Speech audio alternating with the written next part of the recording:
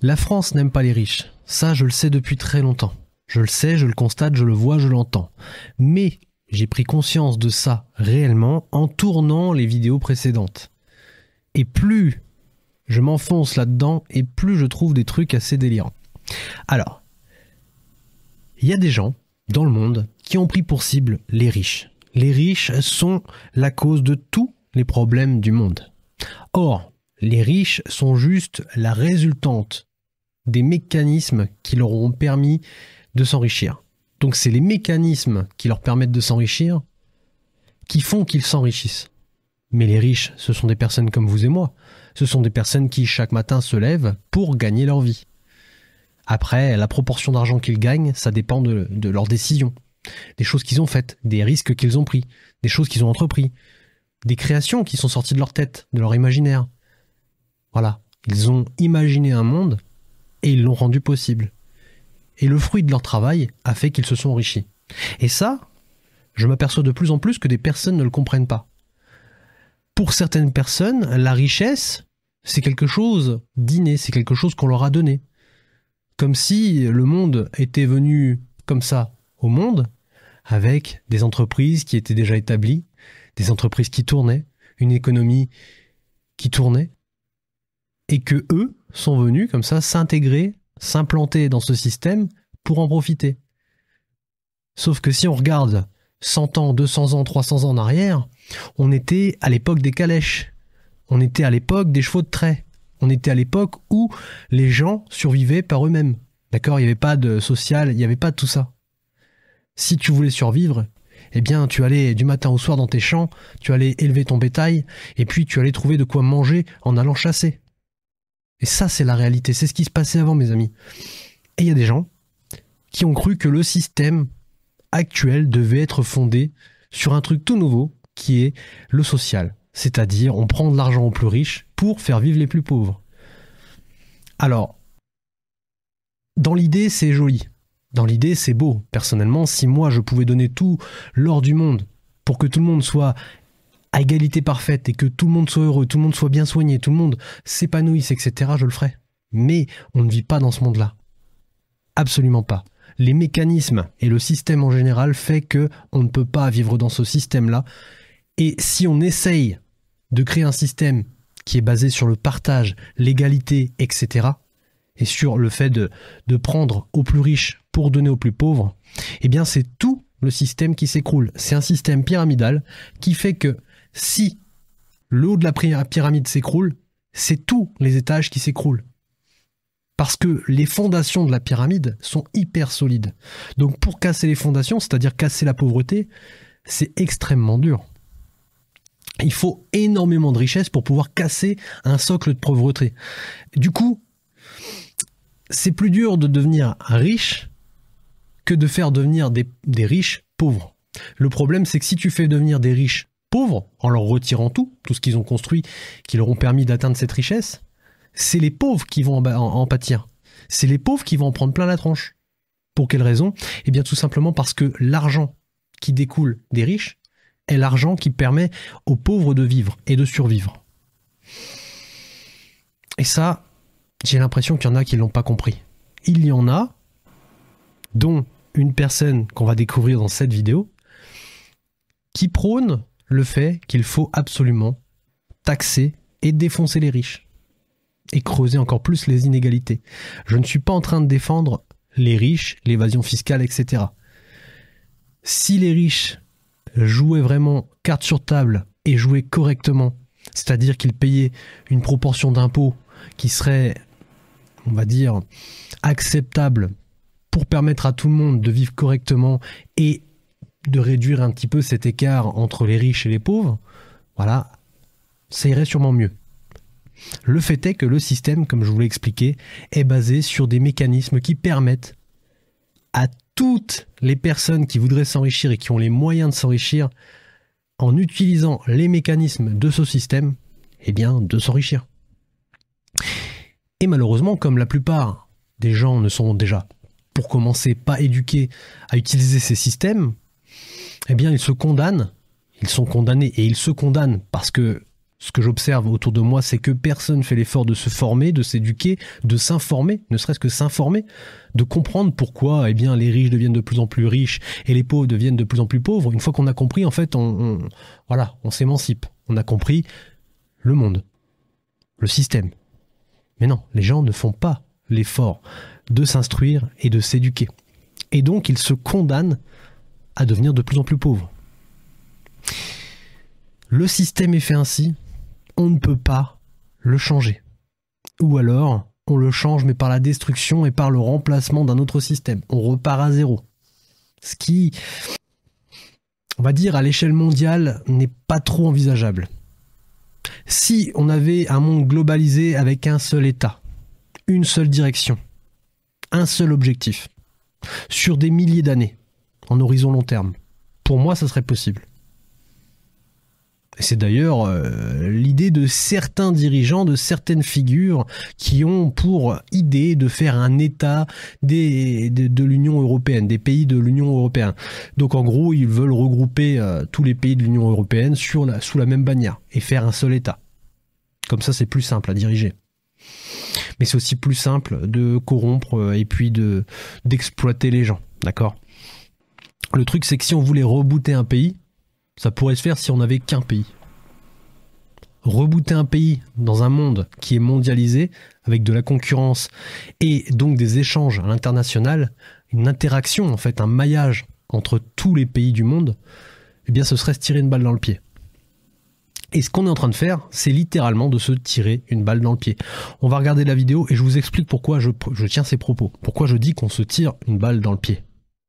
Bonjour Tom Benoît. Bonjour. Retour sur le programme économique.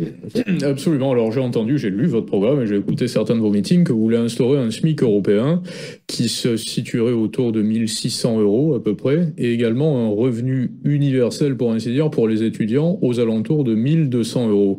Mais est-ce que ça vous semble pas être une mesure inflationniste pour une même catégorie de la population? 1 200 € pour des personnes qui travaillent pas, 1 600 € pour des personnes qui travaillent, c'est viable? Alors, plusieurs éléments de réponse là-dessus. D'abord, pourquoi on veut une allocation d'autonomie pour les jeunes? C'est parce qu'on a aujourd'hui un jeune sur deux qui travaille en plus de ses études pour pouvoir réussir ses études. Un jeune sur deux qui dépend de l'aide alimentaire. Il n'est pas normal, dans la 7e plus grande puissance économique mondiale, que on ait des étudiants qui doivent abandonner leurs études parce que ils n'ont pas les moyens de subvenir à leurs besoins. Donc c'est la raison pour laquelle on propose cette allocation d'autonomie. On l'a chiffrée au niveau européen. Elle coûte à peu près 50 milliards d'euros, ce qui est largement finançable. Et finançable par quoi? Emprunt? Non, il y a plusieurs éléments de financement. Par exemple, l'ISF que j'évoquais tout à l'heure, il rapporte 250 milliards d'euros. Donc vous pouvez financer à la fois une partie de la transition écologique et financer cette allocation d'autonomie qui est, je pense, une des manières aussi de redistribuer les richesses. Vous prenez à ceux qui ont le plus et vous permettez aux jeunes générations de préparer l'avenir et d'étudier dans de bonnes conditions. Ensuite, sur la différence entre le salaire minimum et l'allocation d'autonomie, première chose, 400 €, c'est peut-être peu pour vous, mais ça veut dire beaucoup pour d'autres. Non, mais c'est rien. Quel était là? Alors, je vais juste arrêter là parce que j'ai déjà vu la vidéo, je sais comment ça va partir après. Déjà, là, elle parle de faire un salaire pour les étudiants. 1 200 € et un salaire minimum de 1 600 €, un salaire européen. Alors, dans l'idée, c'est plutôt pas mal. Parce que le problème, on va dire en France et dans beaucoup de pays européens, c'est que l'éducation a littéralement été sacrifiée. On n'éduque plus nos enfants correctement. Et malheureusement, si tu veux faire des études, c'est un peu la galère. Tu es obligé de travailler pour pouvoir payer tes études. Tu es obligé de payer des salaires des sommes assez délirantes pour pouvoir te loger aussi. Parce que dans certaines régions, dans certaines villes, déjà pour te loger, tu lâches un bon 500, 600, 700, 800, 900 €. Et tu es logé dans des conditions plutôt déplorables. Ça permettrait tout simplement aux étudiants de se reconcentrer et de se concentrer sur leurs études, au lieu de se disperser, de se fatiguer, et donc de faire à la fois un travail et à la fois des études. Mentalement, c'est extrêmement dur. Mentalement, ça doit être épuisant. Je n'ai pas fait ce parcours-là, je ne sais pas ce que ça fait. Mais globalement, voilà, j'imagine que ça doit être très difficile. Travailler, étudier. Travailler, étudier. Fatigue intense. Perte de concentration et puis sûrement perte d'intérêt. Quand t'es fatigué, t'as pas envie de travailler. C'est normal. Et donc, je trouve ça plutôt logique. Je trouve que c'est une bonne idée pour le coup. Mais l'argument, Tom Benoît lui demande, comment on finance ça? Par l'emprunt, c'est-à-dire par la dette. Est-ce que la France doit encore plus s'endetter pour pouvoir permettre à des jeunes de toucher le SMIC, un SMIC minimum de 1200 € pour faire leurs études? Et elle dit tout simplement, bah non. Il y a l'impôt sur la fortune. Taxons les riches pour pouvoir éduquer nos jeunes. Le problème, c'est comme je vous l'ai dit, les riches, ils ont des systèmes qui font que si tu les taxes trop, ils se barrent, ils défiscalisent. Si on les taxait moins, légèrement moins, il y aurait déjà plus de riches en France. Il y en aurait très certainement qui, quel que soit le taux d'imposition, même si c'était 1%, essaieraient encore de gruger, de défiscaliser, etc. Mais il y en a d'autres qui ne feraient pas le choix de partir dans des pays étrangers et qui feraient le choix de rester par la simplicité, tout simplement. Pourquoi s'expatrier si tu peux rester en France et continuer ton exploitation, continuer à t'enrichir sans non plus donner un rein, une jambe, un bras, une tête, un cœur, un foie à l'État? D'un côté, on aurait toujours de l'évasion fiscale, mais de l'autre, on aurait sûrement plus de recettes en baissant un peu les impôts sur les riches. Et dans l'idée, bon, c'est leur approche. Il faut absolument taxer les riches pour pouvoir financer tout et n'importe quoi. Or, là, je trouve quand même que 1200 € pour les études, c'est plutôt pas mal. Ça aiderait beaucoup les jeunes. Parce que dans ce pays, on a un problème, c'est un problème d'éducation. Nos jeunes ne sont plus éduqués.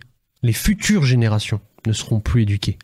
En France, on ne sait plus rien faire. En France, on fait du service. Il n'y a plus d'industrie. On n'est plus un pays industriel. Et malheureusement, dans le monde, si tu veux exporter des objets, des biens, bah, va falloir faire autre chose que du service. Va falloir créer, faire de l'industrie, faire des usines, sortir des choses qui vont pouvoir être revendues à l'étranger. Ça va faire rentrer de l'argent, ça va faire monter l'économie et mécaniquement, tu auras plus de recettes fiscales qui vont rentrer dans la machine. Donc au lieu de faire partir les riches en leur faisant peur avec des impôts complètement dingues, j'ai vu du 90% au-dessus de 400 000 €, si je dis pas de conneries, à vérifier, mais le mec, tu lui dis au-dessus de 400 000 €, je te taxe à 90%, il va dire ok, 401 000 €, je suis plus là. Je suis plus là, je prends tous mes systèmes d'exploitation, je prends tout. Je délocalise mon entreprise, les salariés, bon, je m'en fous, hein, ils se démerdent avec l'État français, ils iront taxer quelqu'un d'autre, mais moi, je me casse. Et ce qui se passe, c'est que on se retrouve avec un gâteau beaucoup moins gros. Comment on fait? C'est un peu compliqué. Ce que je veux dire, avant d'aller plus loin, et je pense que ça devrait être une priorité absolue, c'est de redévelopper des compétences qui sont essentielles pour le développement du pays à long terme. Avant, on avait, par exemple, c'est tout simple, le programme Messmer. Est-ce que ça vous parle, le programme Messmer? Et je parle pas du Messmer qui va rentrer dans ta tête et qui va te dire « dormez ». Je parle du Messmer qui a été à l'origine du plan Messmer qui a permis à la France de se doter de 58 réacteurs nucléaires. De 74, si je ne dis pas de bêtises, de 1974 à 2005, 2006, 2008 ou un truc dans le genre. On a construit 58 réacteurs nucléaires.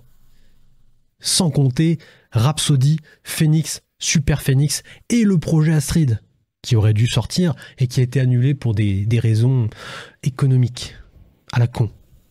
Mais ça sera le sujet d'une autre vidéo. Eh bien, fabriquer des centrales nucléaires, c'était faire travailler des centaines d'entreprises entre elles, dans des chantiers colossaux, avec une organisation qui était certes très pointue, mais à l'époque, ils savaient le faire. Ils arrivaient à construire une centrale nucléaire en 5 à 10 ans, avec les technologies de l'époque, pardon.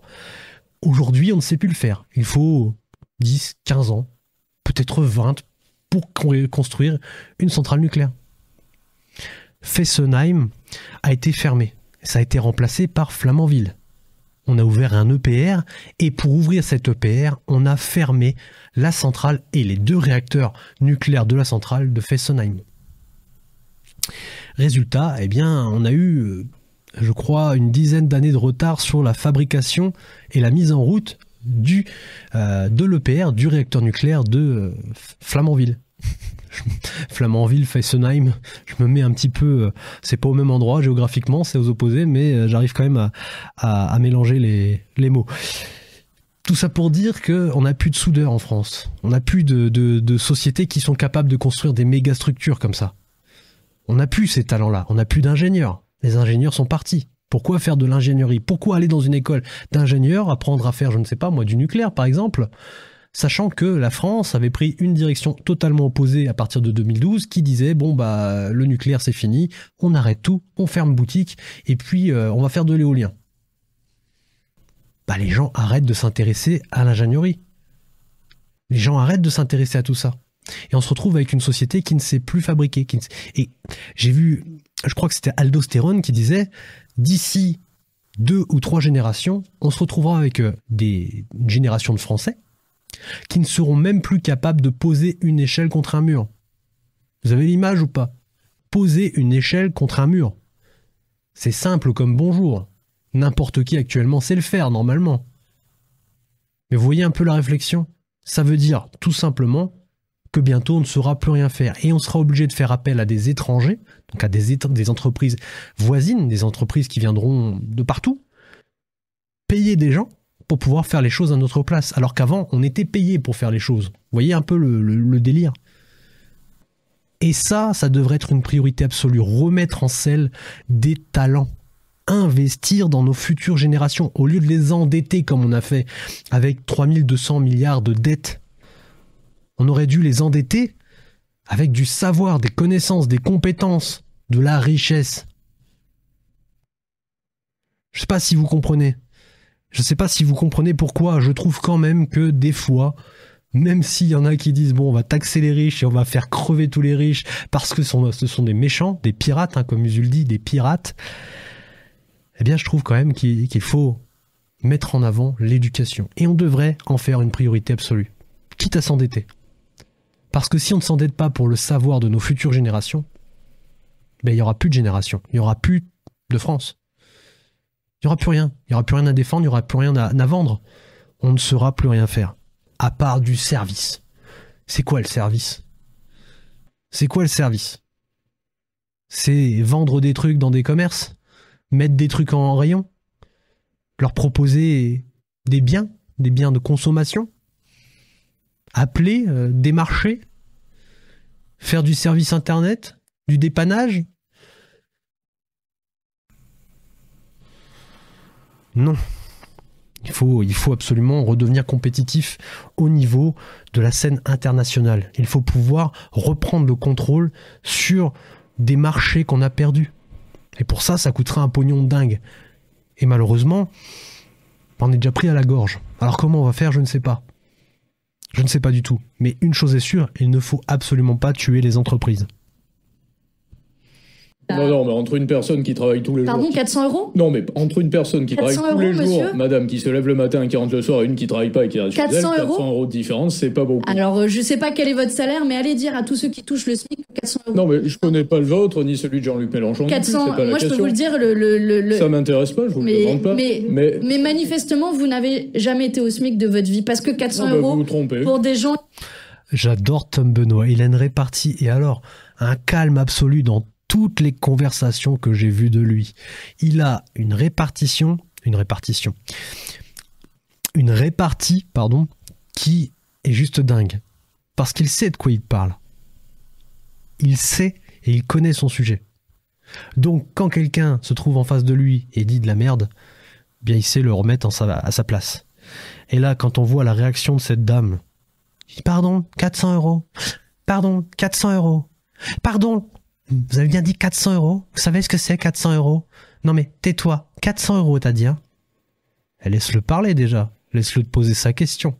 Parce que là tu l'interromps juste parce que tu sais que tu vas avoir des galères à répondre après. 400 €, franchement vous avez jamais été au SMIC? Bah si, tu vois, la preuve, si. Il a déjà touché un salaire égal ou inférieur au SMIC. Et il sait de quoi il parle finalement. T'es qui pour juger? Laisse-le parler.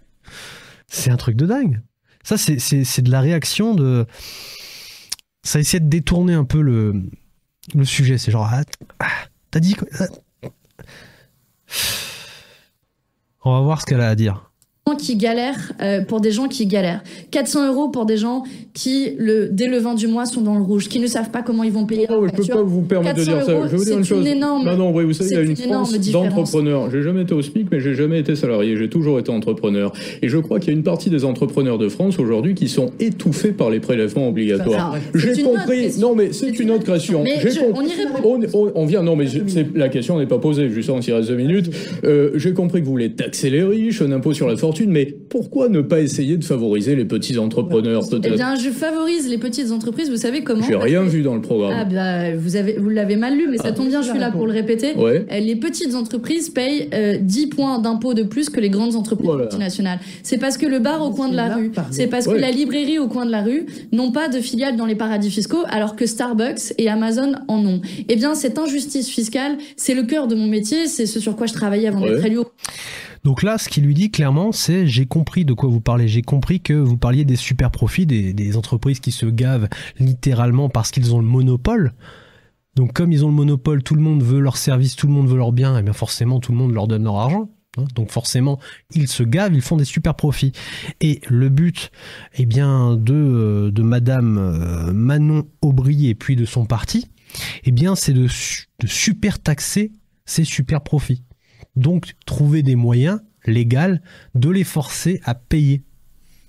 Or, ces super profits, ces super entreprises, elles ont des super comptables, des super avocats, elles ont des super conseils.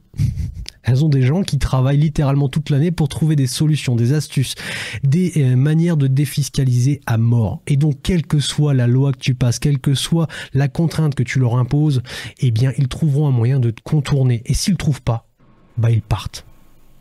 Donc, comme ça, c'est radical. Donc, dans tous les cas, tu ne les feras pas payer. Et la question qu'il pose, parce que là, il lui dit clairement, j'ai compris, c'est pas ça ma question. Je m'en fous que tu essayes de taxer les super profits. La question, c'est pourquoi, en parallèle, juste pour rétablir l'équité, au lieu de t'acharner sur un combat qui est perdu d'avance, pourquoi tu n'essayes pas, juste pour voir, essaye pendant 10 ans, voir les résultats, tu verras que tu seras surprise, de baisser l'imposition et le niveau de taxation des entreprises, des petites, des moyennes entreprises. Et même des grosses, hein. Je ne parle pas des grosses multinationales qui reçoivent des aides et tout ça. Je te parle vraiment du tissu industriel qui, dans sa globalité, fait vivre les Français et qui ne fait pas des super profits constamment. Pourquoi tu ne les aides pas? Pourquoi tu les étouffes? Comme monsieur Bruno Le Maire dit, leur serrer le kiki. Pourquoi tu leur serres le kiki? Ça serait pas plus juste? Ça serait pas plus simple? Pour moi, ça serait plus simple. Pour moi, ça permettrait de relancer l'intérêt de l'entrepreneuriat en France. Personnellement, moi, ça fait 10 ans que j'ai un projet d'entreprise qui est fini. Fini. Il n'y a plus qu'à ouvrir. Bah, ce projet d'entreprise, je ne l'ouvre pas. Pourquoi? Eh bien, tout simplement parce que j'ai pas envie de passer 70 heures de mes semaines au travail pour tout donner à un État glouton, qui fait n'importe quoi avec le fric et qui finalement va m'en demander plus quand il va falloir rembourser, quand il va falloir payer. Donc non, c'est mort. Ça reste au placard. Et c'est très bien comme ça. Et pourtant, je suis sûr que je pourrais me faire un max de blé. Bah non. Et si demain, on me dit, bon, allez, on aide les entreprises pour de vrai, pendant 50 ans, on a un objectif très très long terme, on s'engage et on y va. On redéveloppe notre industrie, notre tissu industriel. Voilà, c'est ce que je voulais dire et c'est pour ça que je me suis un petit peu emmêlé. Et vous avez compris. Eh bien, personnellement, je me lance les yeux fermés. Voilà, ça c'est la question qu'il lui pose. On va voir ce qu'elle va répondre. Je viens de vous dire que je suis pour rétablir de l'équité fiscale dans le paiement des impôts. À l'heure actuelle, les petites entreprises payent beaucoup plus d'impôts que les grosses entreprises. Donc on augmente les impôts des très riches, mais surtout on n'abaisse pas les impôts des moins riches. On fait en sorte que les grandes entreprises payent leur juste part d'impôts. Quand Bernard Arnault, LVMH ou Total payent quasiment 0% d'impôts, pour moi ce n'est pas normal. Par ailleurs, ils profitent d'un système, si c'est vrai. Donc l'équité, c'est de faire payer plus les riches, mais de surtout pas baisser les impôts des pauvres, qui eux, dans tous les cas, hein, je me répète, mais dans tous les cas, n'ont pas les moyens de défiscaliser, d'accord? Le petit boulanger du coin qui fait vivre pourtant la commune, il n'a pas les moyens d'aller défiscaliser son fric. De toute façon, il n'a pas le temps, il travaille, il a la tête dans le guidon. Il travaille 70 heures, peut-être plus par semaine, pour ne pas se payer à la fin. Il galère. Et au bout d'un moment, ils mettent la clé sous la porte. Pour des conneries de François Hollande et tout le bordel de 2012 qui fait qu'on se retrouve avec des marchés de l'électricité complètement délirants, avec des factures d'électricité qui partent à volo, etc. Tout ça, c'est que des causes à effet, d'accord? Il y a forcément eu une cause qui a eu un effet aujourd'hui, qui aura un autre effet plus tard, etc. Et ça y va crescendo. C'est des avalanches. C'est un effet de cascade. Et quand ça va s'emballer, ça va faire très mal. Et ces gens-là n'ont pas compris que l'équité, ça ne s'obtenait pas en essayant de taxer des choses qui ne sont pas taxables, mais en essayant d'aider au maximum, de relâcher le lest, de laisser respirer des entreprises qui, elles, se démènent et essayent de générer de l'argent. Au-delà du fait que les patrons d'entreprise s'enrichissent, d'accord, c'est normal. Ils sont à la tête de ça, hein, sans eux, eh bien, l'entreprise n'existerait même pas. Donc il n'y aurait pas de création de richesse. Donc c'est normal que la personne qui crée une entreprise s'enrichisse. D'accord? Et encore, si elle arrive à faire bien les choses, parce que des fois elle n'y arrive pas du tout. Elle arrive à s'enrichir. Mais au-delà de ça, ces entreprises, elles font vivre l'économie. Donc, mais réveillez-vous. Réveillez-vous. Ils profitent, Total n'a pas payé d'impôts en 2019 et en 2020 alors qu'ils ont fait des milliards d'euros de profit. Et donc, ce n'est pas normal. Et je suis pour faire en sorte que, bah oui, je suis désolée quand vous êtes... LVMH en France, c'est environ 4 si milliards. vous me laissez finir, quand vous êtes une entreprise, évidemment, vous bénéficiez d'un système de route. L'empreinte fiscale de LVMH, c'est environ 4 milliards. En gros, même si Bernard Arnault ne paye pas d'impôts, eh bien, le fait est que ces activités qui découlent de ces activités d'entreprise, eh bien, il y a quand même 4 milliards d'impôts qui sortent de LVMH. D'accord? Toute la pyramide LVMH, du maillage. Donc, dire qu'il ne paye pas d'impôts, bah, il contribue quand même pas mal, hein, je trouve, hein. Et surtout, heureusement, par exemple, là on parle d'LVMH, heureusement que ces entreprises existent encore, parce que c'est une des rares entreprises qui fonctionne encore en France. C'est un des rares fleurons qui reste en France. Sans ça, bah déjà qu'on est en déficit dans la balance commerciale, j'imagine même pas si demain on s'enlève, on se prive du luxe. Remerciez-le, Bernard Arnault. Arrêtez d'être jaloux. De toute façon, même si on est jaloux, d'accord. Même si on est jaloux, on sera jamais aussi riche qu'eux. Donc arrêtez de vouloir faire des plans sur la comète, à vous dire bon, on lui prend tout son fric et d'un coup on règle tous les problèmes du monde. C'est pas possible. C'est juste irréaliste. Et là, quand je vois le t-shirt Tax the Rich, elle est trop contente. Ouais. D'un système d'éducation, d'un système de protection sociale auquel vous devez contribuer. Il n'est pas normal que les petites entreprises payent à la place des grandes. C'est une vraie photo ou c'est qu'on a vu derrière vous là? Et pourtant, c'est ce qu'ils font. Les petites entreprises payent à la place des grandes. Parce qu'on les fait payer, d'accord? Quand tu as un taux d'imposition qui est étouffant, quand tu as des charges patronales qui sont étouffantes, quand tu as des taxations qui sont étouffantes, je sais qu'il y a des taxes sur la... qu'est-ce que je dis? Pas de conneries, sur la fabrication, sur la production. Je sais qu'il y a une taxe industrielle sur ce qu'ils font. Il faudra que je regarde un petit peu plus dans le détail, mais en gros, voilà, tu t'es taxé dans tous les sens. Ça t'étouffe. The tax the rich. Vraie photo. C'est une vraie photo. Et moi, j'assume de dire qu'il faut taxer les plus grandes fortunes et les entreprises multinationales qui ne payent pas leur juste part. Vous pourriez offrir ce t-shirt à Tom Benoît, s'il vous plaît. Avec grand plaisir. Merci, Tom Benoît. Ah, regardez-le, le petit salopard. Amicalement, bien sûr. Hein. Le petit filou, le sourire de dingue qu'il a. Ça lui fera très plaisir. Offrez-lui. Tax the Rich. Mais lui, il partage pas du tout la même vision des choses. Hein. Encore heureux d'ailleurs. Regardez, elle est trop contente. Je le porterai en disant favoriser les classes moyennes et les gens qui travaillent, qui entreprennent. Et vous verrez, c'est tout à fait cohérent. La une de Géostratégie, alors en grand entretien avec Claude Guéant, l'ancien secrétaire général de l'Élysée. Voilà. Favoriser les classes sociales, donc les classes qui sont... Attends, on va juste revoir ce qu'il a dit, que je dise pas de bêtises, que je déforme pas son propos. Et vous verrez, c'est tout à fait cohérent. La une de Géostratégie. Et les entreprises multinationales qui ne payent pas leur juste par Vous pourriez offrir ce t-shirt à Tom Benoît, s'il vous plaît. Avec grand plaisir. Merci Tom Benoît. Moi, je le porterai en disant favoriser les classes moyennes et les gens qui travaillent, qui entreprennent. Voilà, les classes moyennes et les gens qui entreprennent et qui travaillent. Voilà. Je crois qu'il a résumé tout ce qu'il faut. Après, évidemment, il y a des classes inférieures, les classes qui sont défavorisées.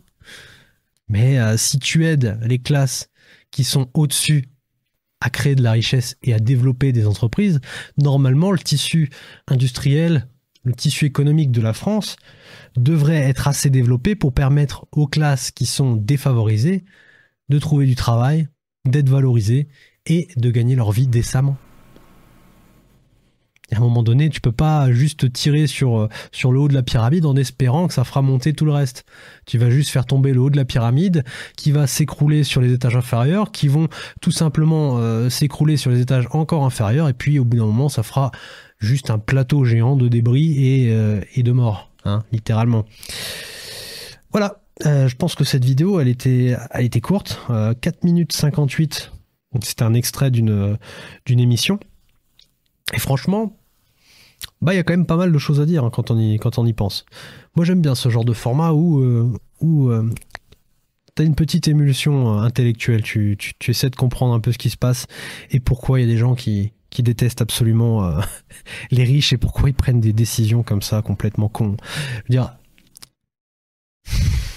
chacun a sa vision des choses, chacun voit le monde comme il a envie de le voir. Mais le fait est que l'on vit dans un système, et ce système a ses propres codes, ses propres lois, tout est défini. Ça fonctionne selon des rouages qui sont là, et qui sont là pour rester.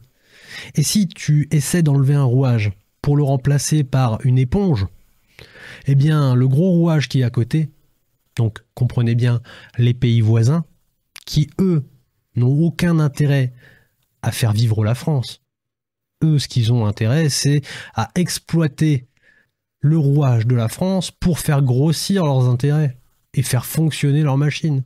Donc si demain, le gros rouage doit écraser cette éponge qu'est la France, bah, il l'écrasera. Et s'il doit le renvoyer à l'âge de pierre, il le renverra à l'âge de pierre. Qu'est-ce que ça peut leur faire? Voyez ce qu'ils ont fait à l'Ukraine. Ils ont renvoyé l'Ukraine à l'âge de pierre. Littéralement, ils ont sacrifié ce pays. Ils ont sacrifié les habitants de l'Ukraine. Pourquoi? Pour faire du blé. Littéralement, pour faire du blé. On rachète les terres agricoles, on rachète les terres exploitables et on fait des contrats sur comment on va reconstruire une fois que la paix sera revenue. On va exploiter leurs ressources, évidemment, hein. Très très riches en uranium, ça tombe bien, il nous en faut. Très très riches en diverses matières qui sont rares aussi, on va les exploiter. On fait de l'armement, on fait tourner l'industrie de l'armement et on détourne de l'argent public avec cette guerre. Tout ça, bah, c'est dans une grosse machine.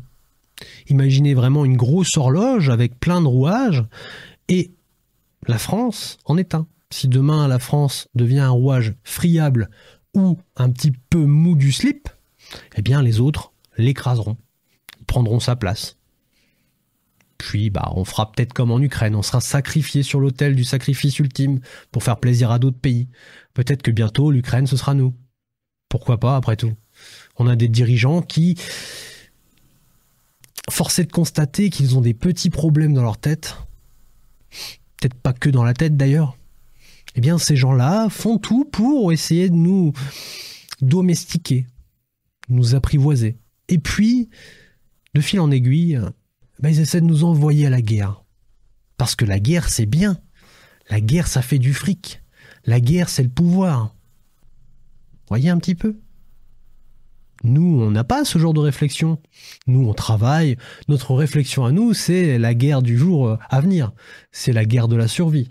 C'est comment on va payer le loyer, comment on va payer la facture, comment on va vivre, comment on va manger, comment on va boire, comment on va pécho, comment on va s'habiller, comment on va se divertir, etc. C'est pas comment je vais m'enrichir, comment je vais exploiter un pays jusqu'à sa substantifique moelle, jusqu'à ce qu'il reste rien à ronger sur l'os. Jusqu'à ce qu'on broie l'os, qu'on le fasse cuire, qu'on en fasse une poudre, une farine, et qu'on le donne à des animaux qu'on va ensuite exploiter. On va en tirer le lait, on va en tirer la viande, les os, et on va recommencer avec un autre pays. Vous voyez un petit peu ou pas?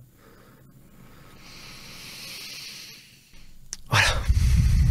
Donc, soit on retrouve des hommes politiques qui ont un peu de corps, un peu de texture, un peu d'intelligence et surtout qui ont une vision très long terme, avec une idée de remettre en selle la France et de remplacer ce rouage un peu mou du slip par un rouage en titane ou en adamantium, eh bien on risque de subir vraiment des pertes énormes.